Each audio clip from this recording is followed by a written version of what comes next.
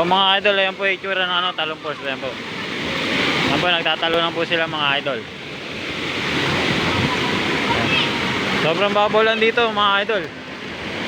Talagang iwas lunod mga idol eh, no? Umulan mga idol.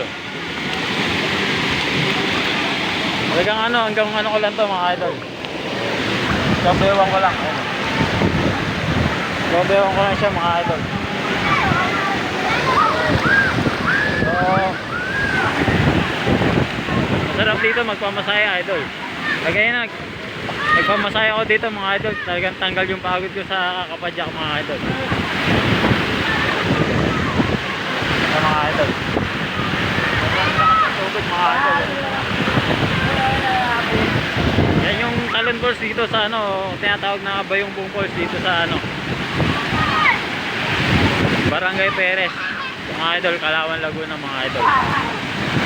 Kaya puntahan nyo mga idol. Talagang sulit yung ano dito. Ayan o. May pa-floating cottage po mga idol. Yung cottage na nagkakalaga lang ng ano, 500 pesos mga idol.